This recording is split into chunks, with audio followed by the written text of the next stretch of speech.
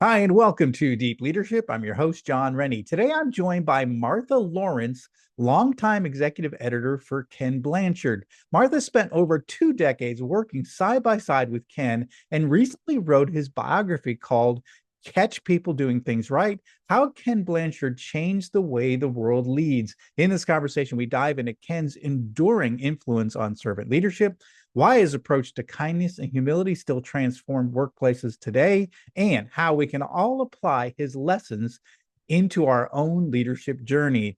Can help build a world with better bosses, and I know you'll enjoy this inspiring conversation with Martha. So, are you ready to dive in? Let's get started.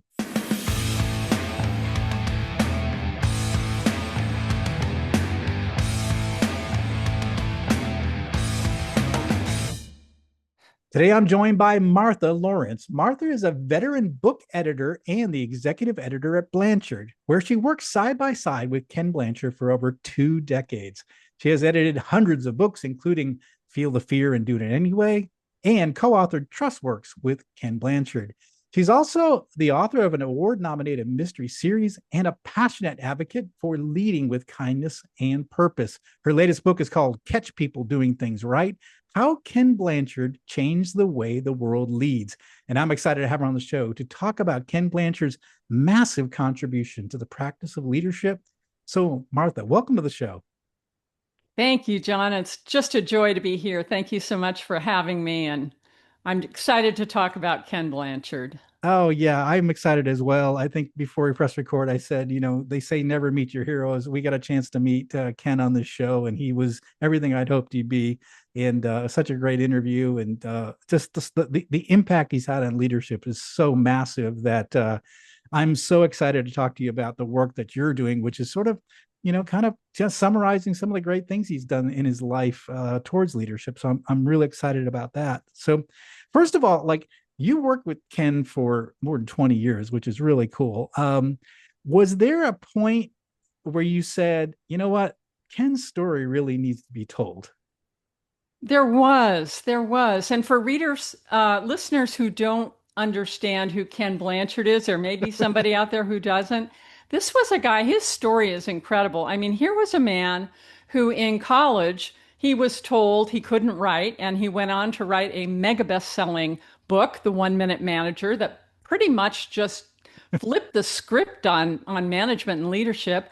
He was told when he was a university professor that he had no academic interest and he wasn't particularly intelligent. And he went on to co-create a management and leadership model that is the most widely used leadership model in the world, servant leadership.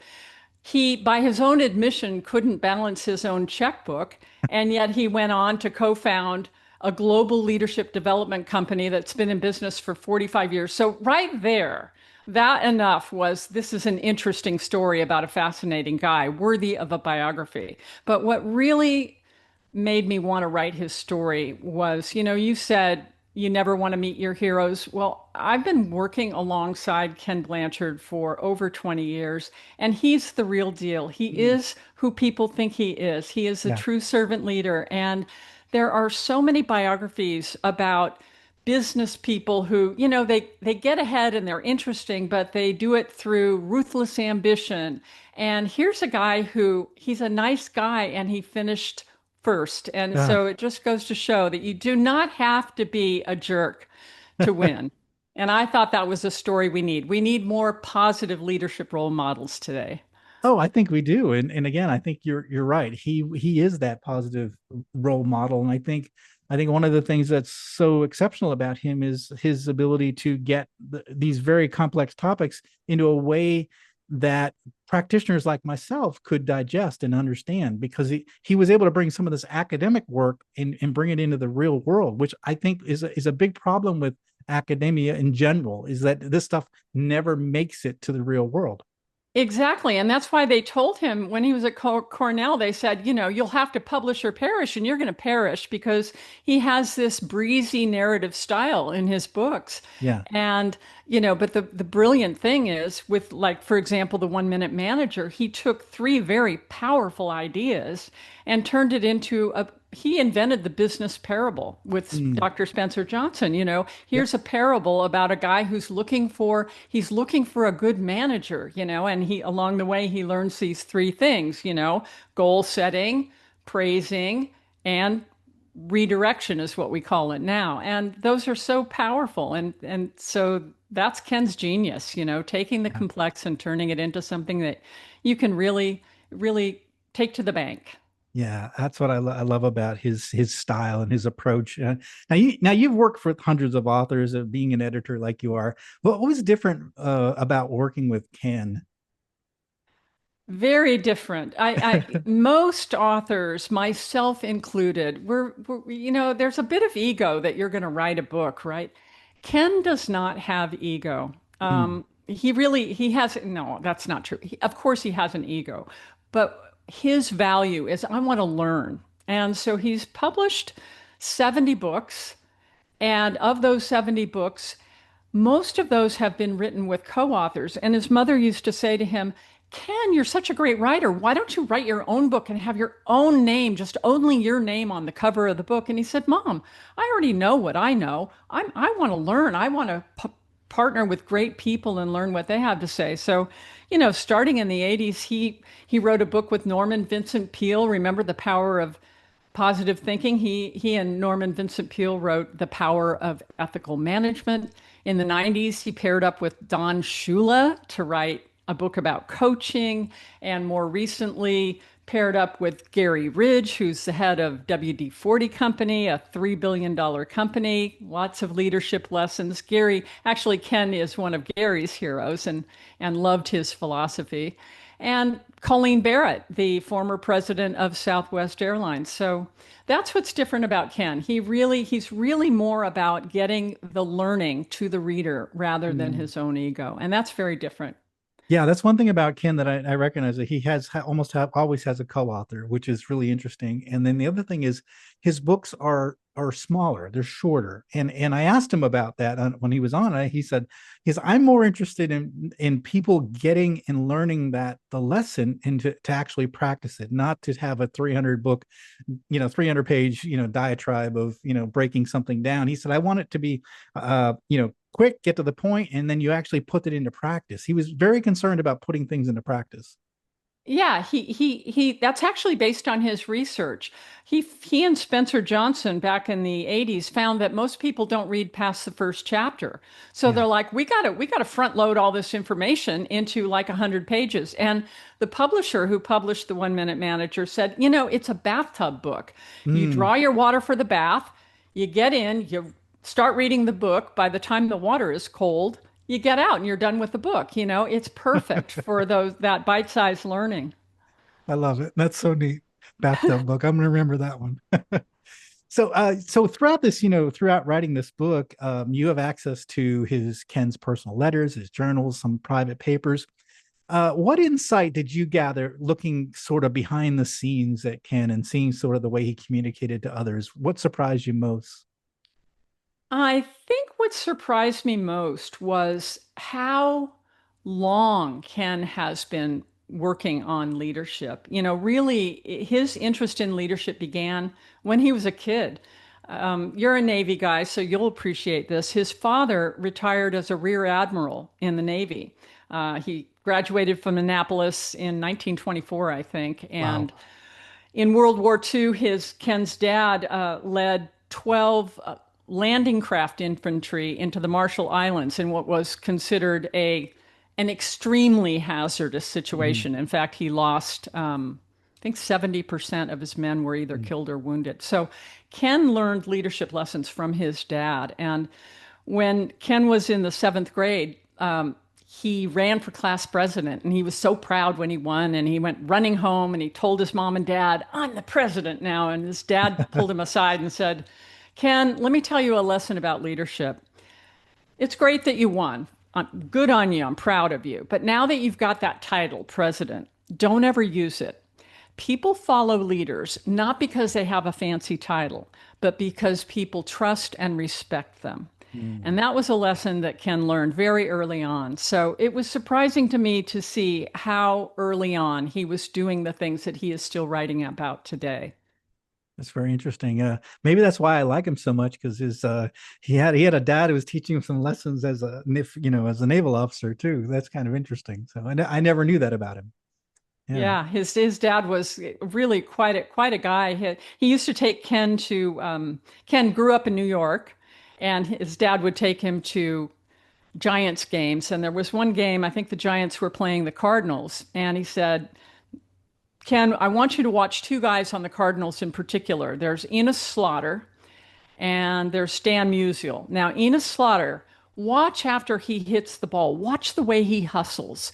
If you're going to do something in life, really hustle and really work at it the way Enos Slaughter does. And Stan Musial, watch this guy. No matter what the ump does, he's a gentleman. He never argues. He's a gentleman. That's leadership right there. And Mm, what Ken took away from that baseball game was that you don't have to have a title to be a leader. These guys were baseball players and they were leaders by comporting themselves that way in their professional lives. So whether you have a title or not, you're a leader. Ken always says leadership is an influence process. mm. If you are trying to influence the behavior of others, you are engaging in leadership. Yeah, no, I love that. We were just talking that in my class that I teach. We were talking about emerging leaders and how can you tell the leader in the room? And I was asking Ooh, my students that. And when you walk in a room, how can you tell who the natural leader is? And it's like, well, it's the one that everyone's listening to, their opinion. It's the one that when something's broke, they're the ones like follow, it says follow me. Let's get this thing fixed. And it's like, it's not a rank. It's about the person that people respect and want to follow, and they refer to them, their expertise or their approach to business. These are the people that are the natural. Not so much natural, but they're the ones that are influencing the organization. They are the emerging leaders there, and they're not right. They don't necessarily have a rank. They're just. exactly. Yeah, That perfectly underscores Ken's point right there, right yeah, there. That's yeah, fascinating. yeah. Well, the title of the book is really interesting because it's one of his catchphrase. Oh, that was catchphrase, but it's just a No pun cool intended. concept. Yeah, but it's yeah, catch people doing things right, and it's funny because it's such a simple concept, but I know as a practicing manager, practicing leader, that's always like in the back of my mind. Since I read the original works and everything, is like catch people doing things right, and so I've learned how to do that as a leader, but what does it mean, and why did you choose that for the title in particular? I chose that as a title because somebody once asked Ken if you could only teach one thing out of all the 60 years of leadership that you've been teaching, what would you hang on to? And he said the idea of catching people doing something right because you know it's not an easy thing to do. And again, this is based on his research.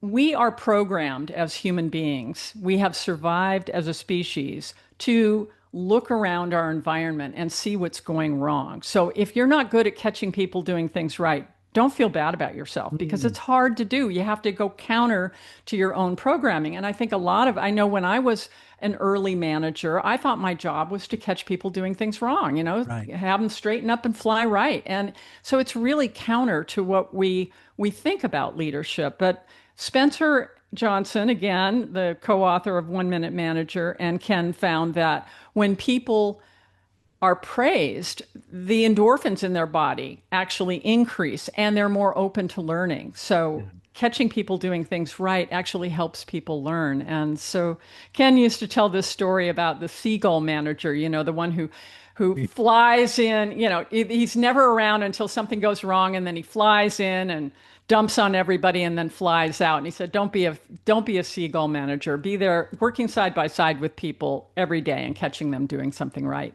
Yeah, yeah. It's funny though, the where I approach that probably most in my, most time I've been in manufacturing is, and one of the things I check is I'm walking the shop floor is to make sure that people are wearing their safety gear, that if they're in the forklift, they have their seatbelt on. And so, but that's where I do it the most is like, I'll stop, talk to an operator and I'll say, hey, by the way, you're wearing your seatbelt. It's good. That's good. Good to see, and it's that, and it's come from Ken that's sort of like in the back of my brain, make sure to catch them doing things right, and I think that's something that always stuck with me.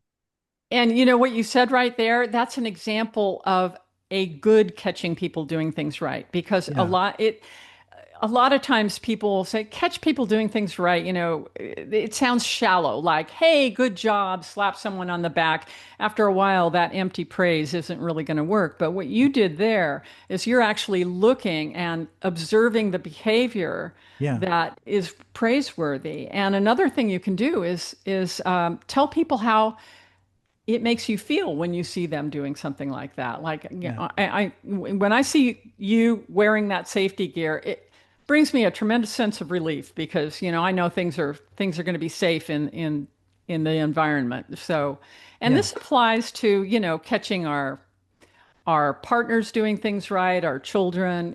This applies all over life, not just in a work situation. Yeah, yeah. And I think you want to be known as the person that is, you said it brings endorphins, right? You want to be the person that's bringing joy to a room and not the one that's always, bringing the negative all the time. I mean, I think it's our job to point out when there's deficiencies because we want to try to, make our organizations best that we can.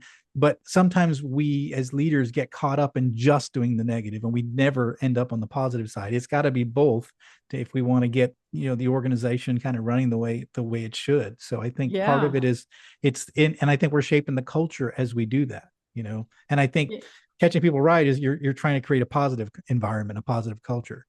Exactly. And it's unfortunately, this idea, even though it's been around for decades and decades, is not widely enough practiced because a lot of times people you say, how do you know you're doing a good job? Well, my boss hasn't beat me up lately. You Yeah, know, they never hear from them until they do something wrong. And again, it's hard to counter that programming of catching people doing things wrong. yeah, yeah. It is. It's natural. It's the way we're hardwired, unfortunately, and so we have to get this in our head and to think differently. So I think that's why I appreciate him sort of bringing that up. And like I said, it's sort of like something I think about now because of him. Another thing I was thinking is one of the big lessons I think that Ken gave us over the years was bringing the ideas of servant leadership to practitioners. I think servant leadership is it was a kind of groundbreaking when the research kind of broke on servant leadership and his approach, but it really took Ken to get it to us, get it to the practitioners. Can you kind of talk a little bit about why servant leadership really resonated really so strongly with Ken and kind of the impact he had with bringing servant leadership to practitioners like me? Sure, sure. Well, it was really an outgrowth of everything he'd been teaching for decades, you know.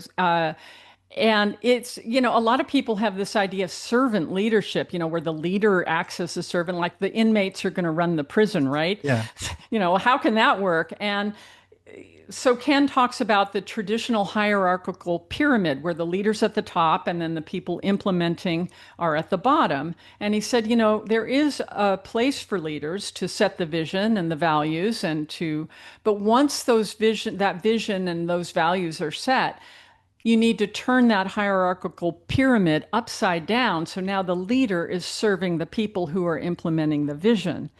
And I think the reason it resonates so much with people is because it works, you know. mm, He's had a tremendous impact, just like you. He has influenced an entire generation of new leaders. Simon Sinek calls him the original OG, you know, the original gangster. yeah, And Brene Brown said, you know, someone handed her the 1 Minute Manager when she was a new leader at AT&T back in the 90s. And she said, catch people doing something right it shaped how I live, lead, parent, everything. yeah, So, you know, the reason it resonates is because he made it practical and he made it sensible and he tied it to business results. You know, he talks about results and relationships. It's not just about being a nice guy.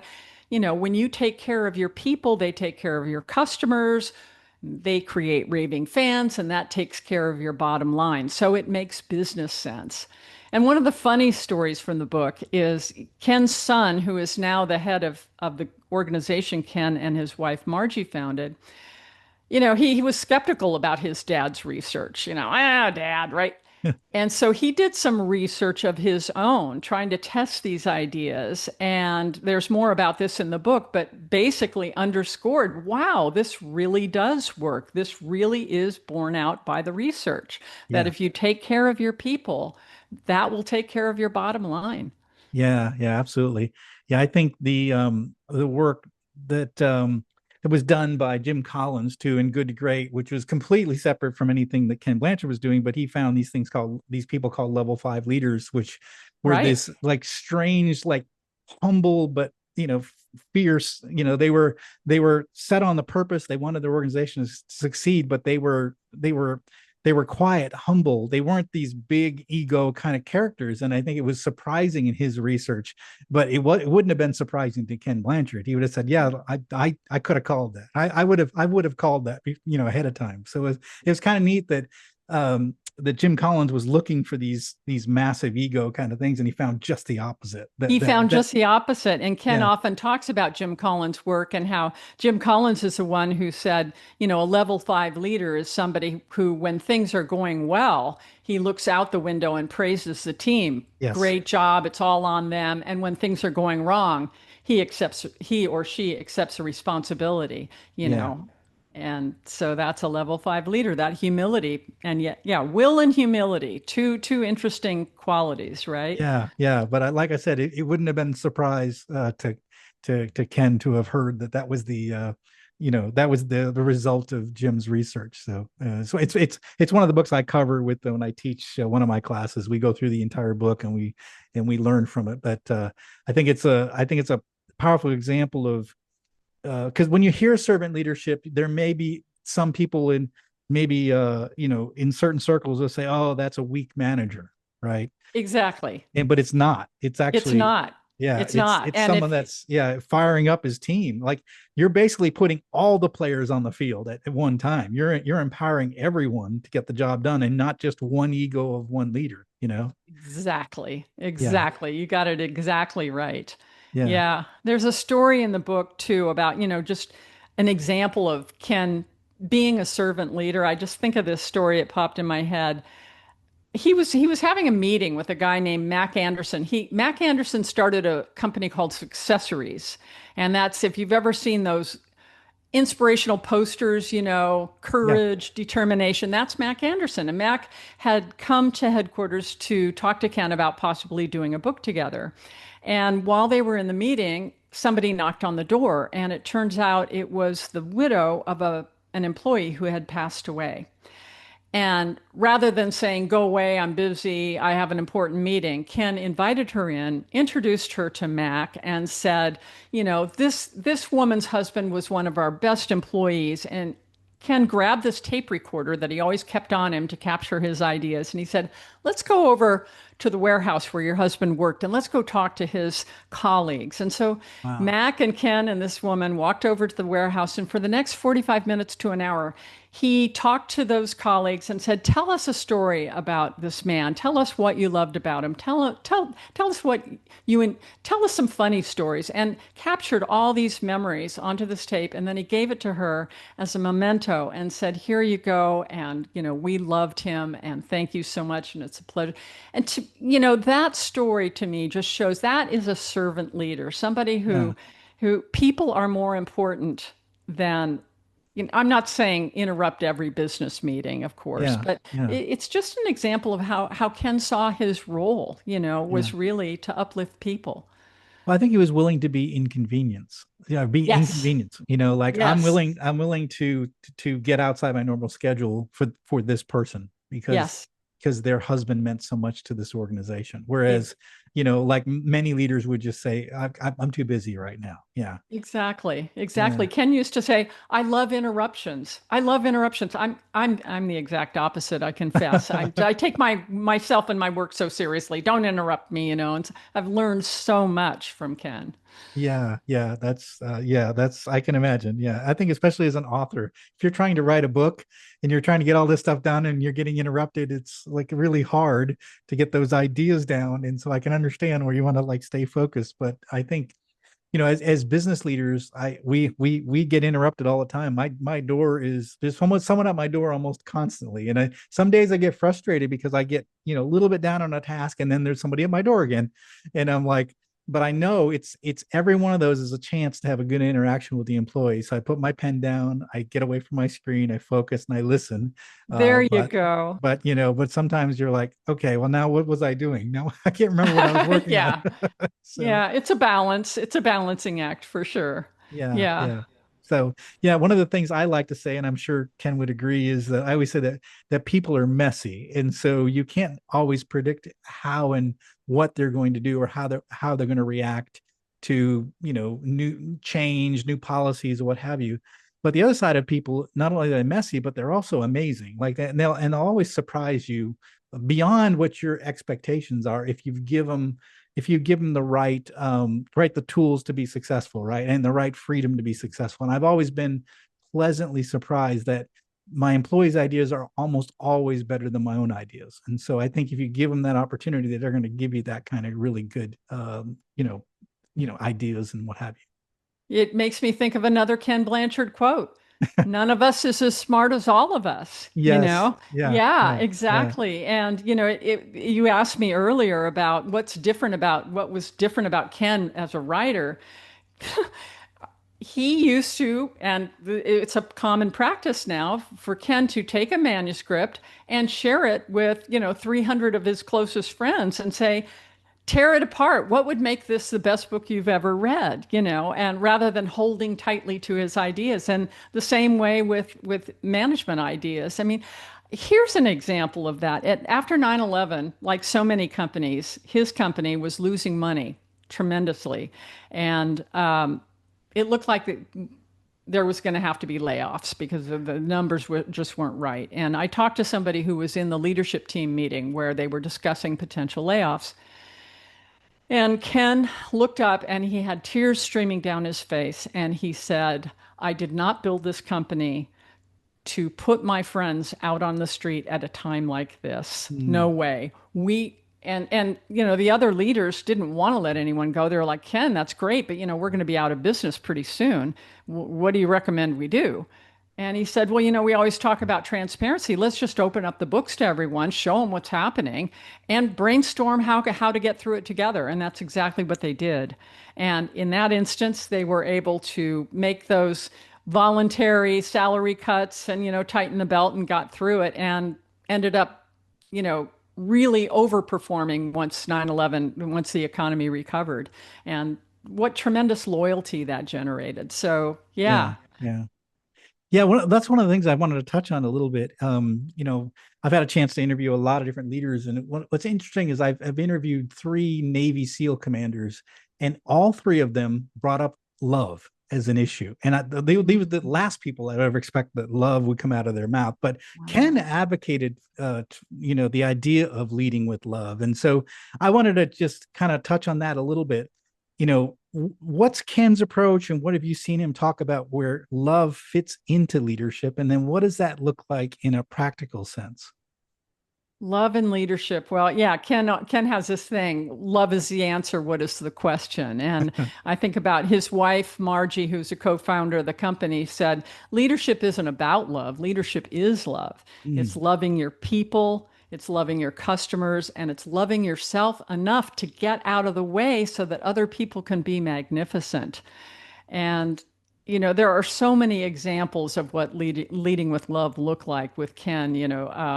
I've told you a couple of them. Uh, I'm thinking also now this is not Ken. This is actually Margie, his wife, and I. This is my own story. I had helped to edit a book, and it was being released, and we were in New York City about to launch this book, and it turns out there was a problem with it that oh, required that 70,000 copies that had already been distributed to bookstores be recalled. It was a oh, legal issue. oh, And I was the executive editor, even though, there were many hands involved in this. I felt responsible. I did consider myself responsible. And I was in the elevator in this hotel in New York City, and I hadn't been working for the company for that long. And I figured, well, it was a nice ride, you know. Mm. I'm sure I'll be let go now. And I had tears streaming down my face, and Margie Blanchard reached over and wiped the tears off my face tenderly and said, "Don't do that to yourself. You made the best decision you could with the information you had at the moment. Don't you beat yourself up. We're going to get through this together." Mm. And that, you know, so that's my personal story of what it looks like to lead with love. It I just love blew that. me away. I'd never seen that kind of leadership. And, you know, the toughest thing about writing this book, honestly, was finding people to criticize Ken or to give the, you know, because I know I used to write mysteries. You got to write a balanced book, you have to have Right. some dirt, right? Right. Very tough to find the dirt on Ken. Yeah, yeah, I can imagine that is so true. And your story of the book just reminds me, and I tell the story of I had a boss that I failed as an early engineer. I failed some major testing. We had at a test lab and spent hundreds of thousands of dollars, and we failed miserably. But we were trying to do something that never been done before. And I Mm. had a boss that basically had my back when everything went wrong, and he never once put the blame on me. He took the full responsibility for it and made sure that we had cover to be able to get back to the lab with a redesign. And I tell that story a lot. And but I think the main story is like I would have ran through a wall for that guy, because he had my back Exactly. when something went terribly wrong. But he knew I was doing something, trying to do something that had never been done before. And so I think that he recognized that there was failure, but it was not because I wasn't competent, is because I was trying to do something really difficult, and he recognized that. So he had my Fantastic. back. Yeah, yeah, But that's it. You know, you would take a bullet for that guy. And it's abs- the tremendous loyalty that that kind of leadership engenders is just, you can't buy it, you know? yeah, yeah, yeah. That's fantastic. Well, this has been fantastic. I'm excited. The book comes out. When does the book come out? Book comes out October 21. It's available for pre-order now at your favorite retailer. So go ahead Oh, and fantastic. Well, fantastic. What final message would you like to leave with us about this book, or maybe Ken in general? I think I'd like to just reiterate Ken Blanchard's word, catch people doing things right. You know, I don't care if it's, like I said, it's your mom or your dad or your kid or your employee or whoever. Help raise the endorphins and the energy level of this planet and find someone and catch them doing something right. Just try it out. It'll make your day and it'll make someone else's day. Absolutely. That's such great advice, such powerful advice. In fact, it's so powerful. It's the name of your book. So the name of the book is Catch People Doing Things Right. And it's the story about Ken Blanchard's impact on the world of leadership. And it's fantastic. Martha, how can people find out more about you and this new book? People can find out more about me on marthalawrence.com, but it's really not about me.